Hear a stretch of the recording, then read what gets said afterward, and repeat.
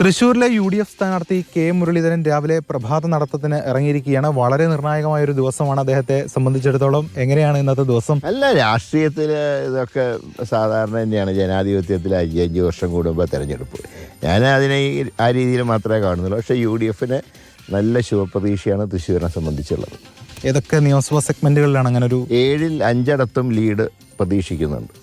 നാട്ടികയും പുതുക്കാടും മാത്രമാണ് മൈനസായിട്ട് ഞങ്ങൾ കണക്കാക്കിയിട്ടുള്ളത്. പക്ഷേ പുതുക്കാട് UDF കമ്മിറ്റി പറഞ്ഞിട്ടുള്ള അവിടെയും ലീഡ് എടുക്കുന്നതാണ്. പക്ഷേ ഞങ്ങൾ മൈനസായിട്ടാണ് കൂട്ടിയിട്ടുള്ളത്. അപ്പോൾ ഇത് ഒഴിച്ച് 5 ഇപ്പോൾ തൃശ്ശൂർ, ഇരിഞ്ഞാലക്കുട, ഗുരുവായൂർ, മണലൂർ, ഒല്ലൂർ, ഈ 5 നല്ല ലീഡുണ്ടാവും. ഈ എങ്ങനെ BJP പ്രാവശ്യം അക്കൗണ്ട് തുറക്കുന്നൊക്കെ വലിയ പ്രചാരണമൊക്കെ നടക്കുന്നു? ഒരു കാരണവശാലും ഒരു അക്കൗണ്ട് തുറക്കില്ല എന്നാണ് ഞങ്ങളുടെ ഒരു അസസ്മെൻറ്റ്. ഒരു കാരണവശാലും അതിൻ്റെ സാധ്യതയില്ല. ഇനി എന്തെങ്കിലും കാരണവശാൽ 2ാം സ്ഥാനത്ത് വന്നാൽ തന്നെ അതിൻ്റെ ഉത്തരവാദിത്വം ഇടതുപക്ഷത്തിനായിരിക്കും. ഞങ്ങളുടെ വോട്ടുകളൊക്കെ ഞങ്ങൾക്ക് തന്നെ പോൾ ചെയ്യപ്പെട്ടിട്ടുണ്ട്. അതുകൊണ്ട് ഞങ്ങൾക്ക് 1ാം സ്ഥാനം ഉറപ്പാണ്.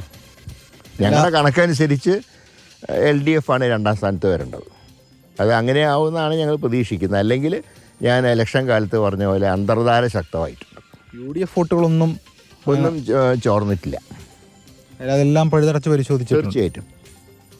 അതുകൊണ്ട് ഞങ്ങൾക്ക് ശുഭപ്രതീക്ഷയാണല്ലോ. ആദ്യഘട്ടത്തിൽ താങ്കൾ ചില കാര്യങ്ങളൊക്കെ പറഞ്ഞു, ചില നേതാക്കളുടെ ഭാഗത്തുനിന്ന് അടക്കം. അല്ല, അത് ഇലക്ഷന് ശേഷമുള്ള ഒരു അസസ്മെൻറ്റ് നടത്തിയപ്പോൾ ചില പോരായ്മകൾ നമ്മൾ പാർട്ടി യോഗത്തിൽ പറയുമല്ലോ. അതല്ലാതെ ആരെങ്കിലും വ്യക്തിപരമായിട്ടൊന്നും പറഞ്ഞിട്ടോ ഒന്നുമില്ല. ലീഡേഴ്സൊക്കെ സഹകരിച്ചിട്ടുണ്ട്. ഈ കേരളത്തിൽ ചില എക്സിറ്റ് പോളുകളൊക്കെ പറയുന്നു 3 വരെ സീറ്റുകൾ BJPക്കൊക്കെ കിട്ടും. ഒരു കാരണവശാലും കേരളത്തിൽ ഒരു അക്കൗണ്ട് തുറക്കില്ല.